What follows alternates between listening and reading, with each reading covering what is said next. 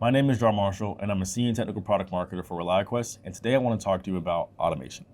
In a previous video, I mentioned that automation is a security team's ally, but it's still being heavily underutilized. So in this video, I want to walk you through a practical use case for applying automation to something that every cybersecurity team should have, which is their response playbook.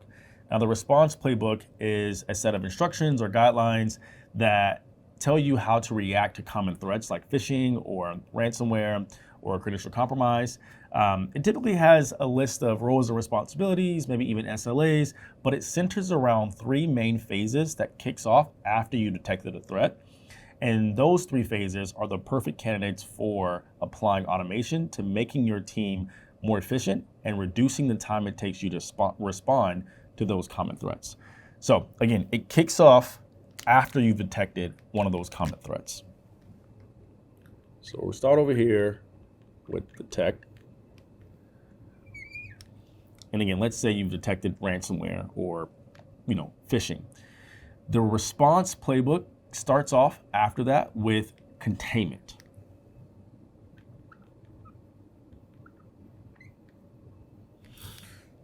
The containment phase is really about stopping the spread, right? Stopping the bleeding of that particular attack. So for instance, let's say it was ransomware and you detected ransomware on one specific host. You want to make sure that you stop the spread of that ransomware from going across your network, right? This allows you more time to focus on the next phase, which will be the investigation phase.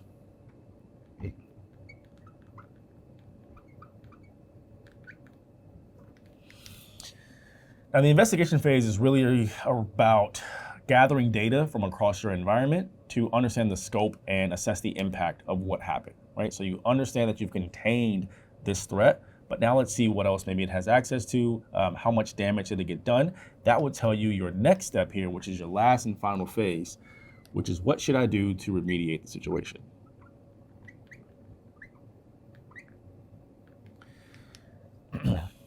Again, the remediation phase here is about cleanup, right? Cleaning up any sort of damages, doing any sort of recovery that needs to be done. And then another part of this is about prevention. So you don't want this sort of attack to happen again. So what are those sorts of controls we can put into this phase to make sure that this type of attack doesn't happen to us again? Now, security teams are really measured on how fast they can do these three phases. They're even measured on the detection standpoint as well. So let's just say this was a threat here, right? And it's going into your environment. You're a security team, you have to be able to follow this timeline as quickly as possible. So the first thing is, how fast can you detect that threat, right? The next part of this is, how fast can you contain it? So this is your mean time to detect, your mean time to contain. Now, between those two, there was a study that was done that says common attacks like phishing takes about 90 minutes from the time it enters your environment to the time it become business impacting, so business critical, right? So you have about 90 minutes from the time it enters your environment to contain it. So you want to make sure you bring that 90 minutes down from your response time, right?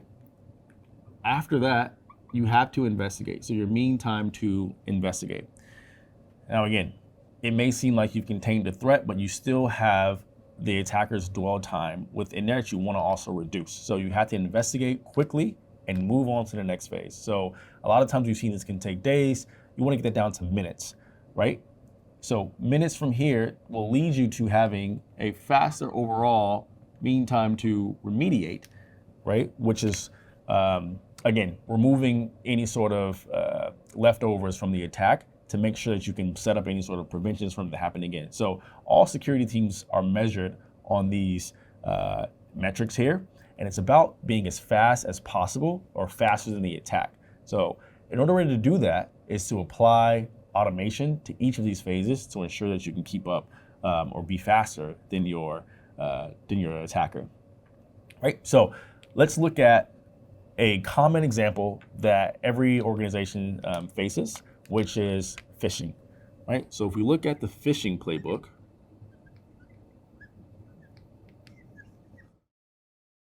right? If we look at what are those things we can do to detect phishing, you typically have a list of detections that you're probably looking at to say, where can I apply automation? Our platform, Gray Matter, provides you with tons of phishing detections, but you want to still look at which one of those are the best for your organization and your business risk tolerance to apply automation. A good way to consider that will be looking at true positives, right? So for this specific detection, what's the true positive rate in my environment, right? A good number to start with is 80%. If it's 80% or above, then that's a good number a good candidate for automation. Another way to look at it is the types of detection it is, right? So is it a detection that's looking at known bad? It's a perfect way to start with automation. Known bad is basically IOCs that are on threat list where everyone has all agreed that this has a bad reputation. This IP, this hash value, this URL has a bad reputation. So if it's seen in my environment, you know it's a good candidate to apply some sort of automation for it. Now, in this case, right, again, Gray Matter has a ton, but we're just going to use only one, right? Phishing link clicked is the one we're going to use today.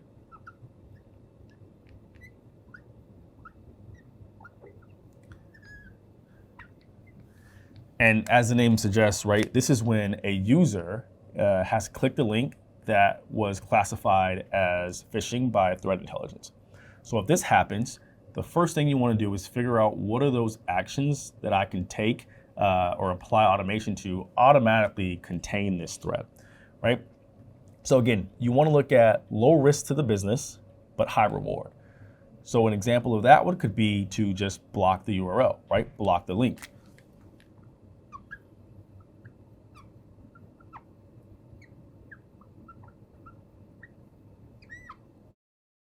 Why would you do that? Well, because it was classified as phishing and you want to stop that. Now, where would you do that at? You can do that inside of the email tools because this came from an email, right? But this really only prevents this link from being seen as another email in the environment, right? But if a user was to say, copy that link and send it over to another coworker via just like a chat, they would still be able to access that because we didn't block it at the network level. This is why you want to block it using your firewalls, right? You want to maybe use your proxies, maybe your web gateways if you have any, to ensure it's blocked completely and there's no access to it from your internal users. Now, with each one of these sorts of containment actions, you want to think about the risk to the organization, right? So the risk here is that maybe you've blocked a legitimate site. If that's the case, right, what you want to try to do is reduce that risk by setting up lists that says these are legitimate sites or these are safe URLs, safe domains. That way, whenever it looks at, let's say, that list and it has, a business critical site like payroll or something on it, it won't block it automatically unless or until you have a human look at it in the investigation phase to figure out why did it trigger on our payroll site. Right? So there's ways you can reduce the risk for each one of these. Outside of just blocking the URL, blocking the domain, again, this came from an email, you can also block the sender.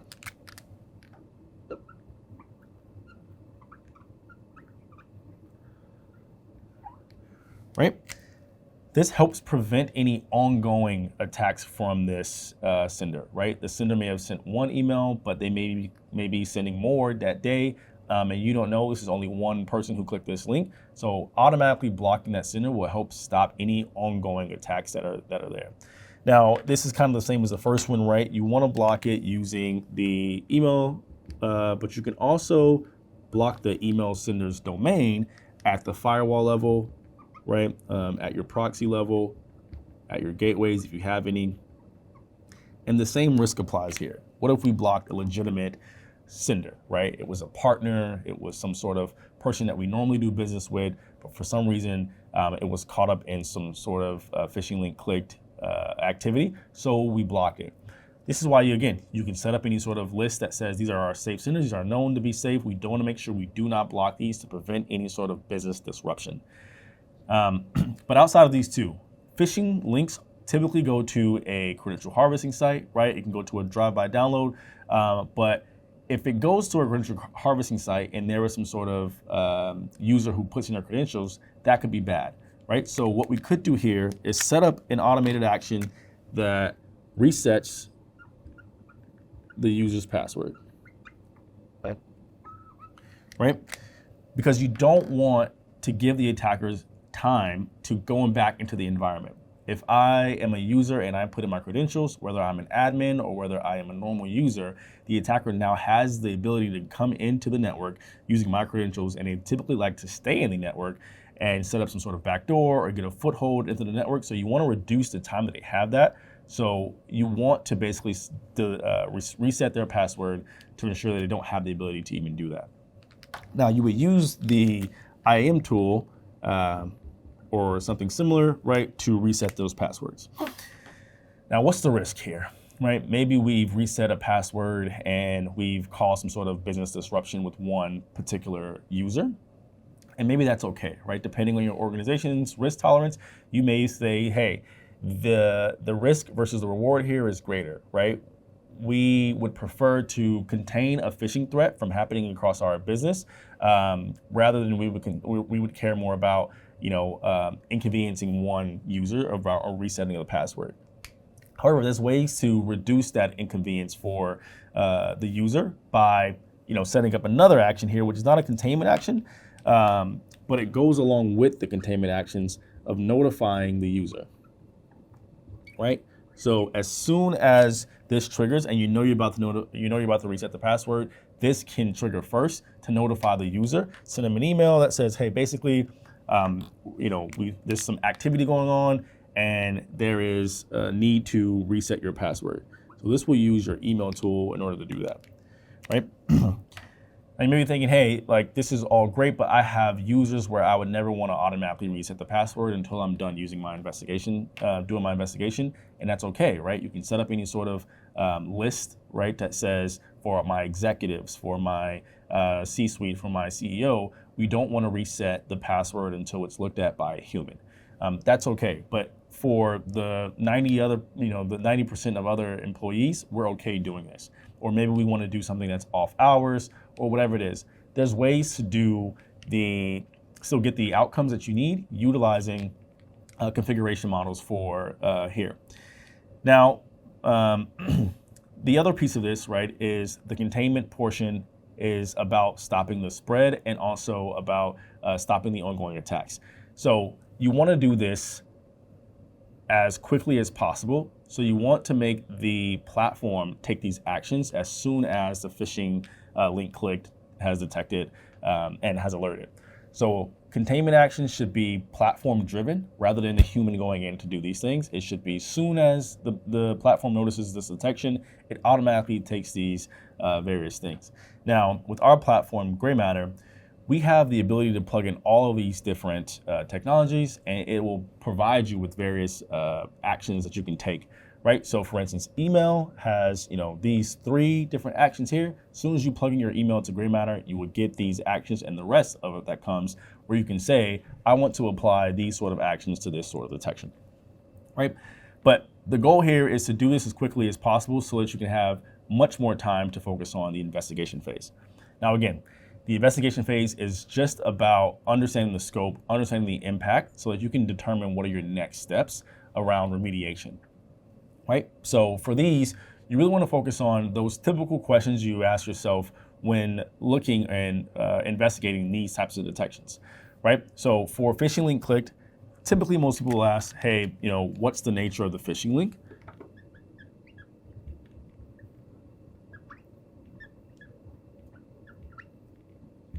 Reason being is because we understand it's phishing, but we don't know what type of phishing. We don't know what type of activity is on the other side of that link. It could be a credential harvester, or it could be a drive-by download where a user clicks a link and it automatically downloads malware to their machine.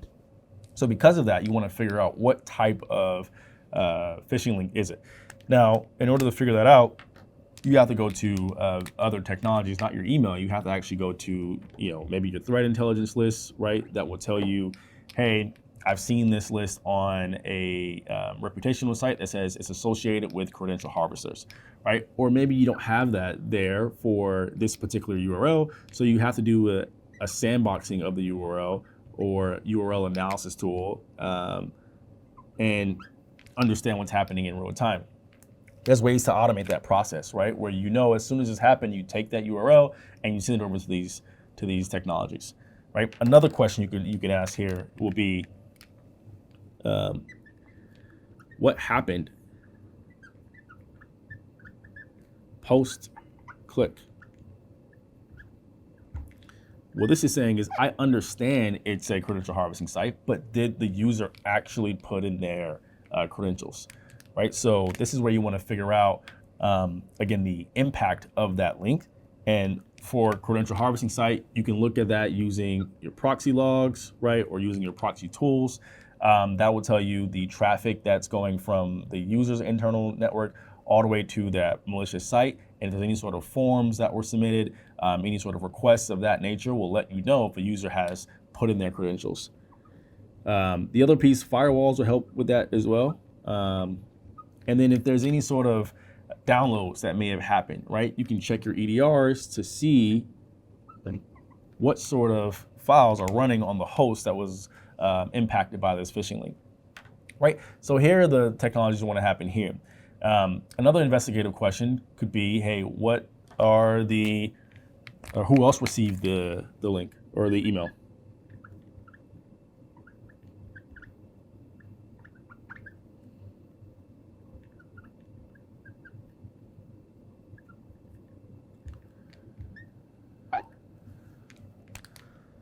Right?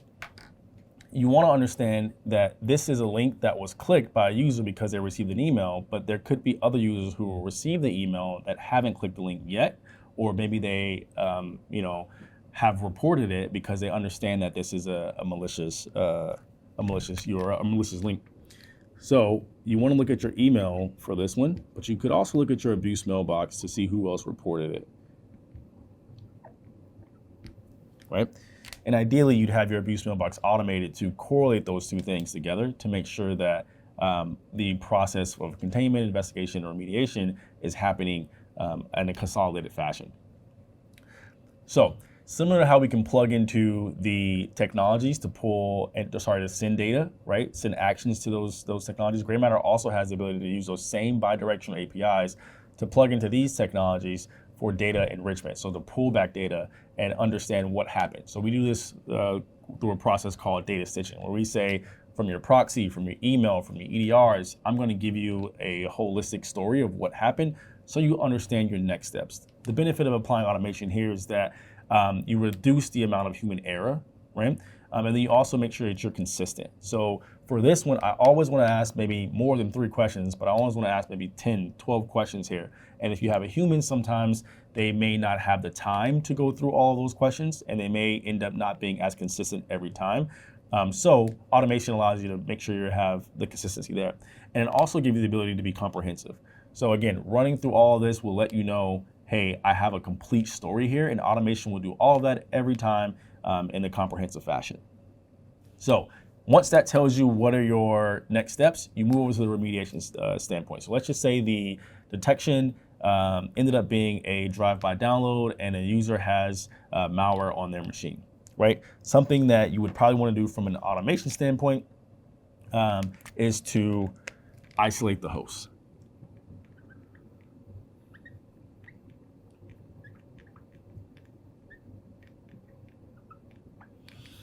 Right? So what this does is basically removes that impacted machine off the network so that malware doesn't spread, right? And you may be thinking, well, that sounds like containment. And it is. It could be containment, right? You can add these over here. You can add this over here. You can mix and match, swap it out. But, right, it depends on your organization's risk tolerance. So, for instance, an organization may say, I don't want to isolate every single host every time there's a phishing link click. We get a lot of those, and a lot of times it's more credential harvesters than it is malware downloads. So I'm okay with waiting until I've confirmed that it's a malware download before we're actually taking this action. Again, based off your risk tolerance. So the second step here, probably for a malware, would be to delete the file. Right? You've understood that there's a file on the host that's causing havoc. Delete the file after you've isolated the host, and then you can go to the next step of prevention, which is taking that hash value and banning it. Right? So you take your hash value, you ban it, and now you're at a point now where you can say you've remediated the situation. There's no more malware, there's no more access to the URL, and we've prevented any sort of access to this file if it ever was to come in any other email or any other way, so we won't have it. So this is usually done all within your EDR tool, right? But this is how you can apply automation to the various different phases of a playbook, right, in a practical way to make sure that you're faster when it comes to these threats, right, and make sure your team is more efficient, right? So the biggest thing here is to make sure before you apply any sort of automation, you take a look at some considerations that I'll write up over here, right?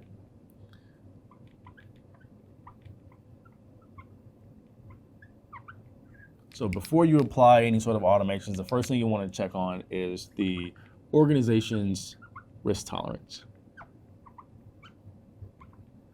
right? Everything that another organization do may not work best for you. It likely won't, right? So you want to make sure that these things match up to what your organization would say is okay. So you want to assess the impact versus the reward here. If I do this, right, I understand it will give me this much containment or this much investigation value, but what is the impact to the business?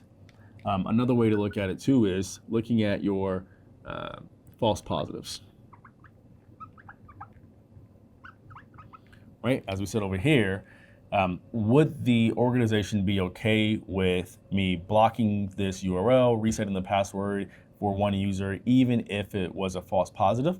If not, then maybe that's not a good candidate for automation. Second thing here is looking at the true positive. Right, so when we think about which sort of detections do we want to apply automation to, a good way to look at this is something that has an 80% true positive rate or more, right? Or, as we mentioned before, looking at known bad is a great candidate for applying automation. And the last and final consideration here would be if there's an undo button or a reverse button, right? If you did an action and it was a false positive, is there a way to undo it? So with gray matter, for instance, we can block a sender, block a URL, but we can also unblock that sender, unblock the URL, right? It's the same amount of time we can do that if it ends up being something that is legitimate. So before applying automation, understand there's considerations you have to work through, but then practically apply the automation to what works best for your organization. Now, this is just one example of one playbook. So phishing could lead to credential compromise. It could lead to ransomware. And those are two separate response playbooks you want to do. So if you want to learn more about how to practically apply automation for those, right, you can check out our blog series about this on various different playbooks where we applied automation practically by checking out our website, going to practical approach for applying automation, and you should see that there.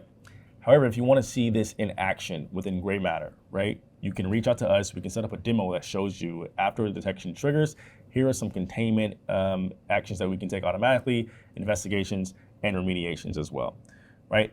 The biggest pieces here is these containment portions can happen or should happen by the platform automatically, be platform driven, same thing with the investigations, and then remediation can be based off how your organization feels like. If you want to wait until you've figured out the investigation portion, you can do that by waiting until you've isolated the host and understand that this is a cause for isolation, right? So that was it. If you have any other questions, feel free to reach out to us. We'll be happy to answer it, but thanks for watching, and I'll see you in the next one.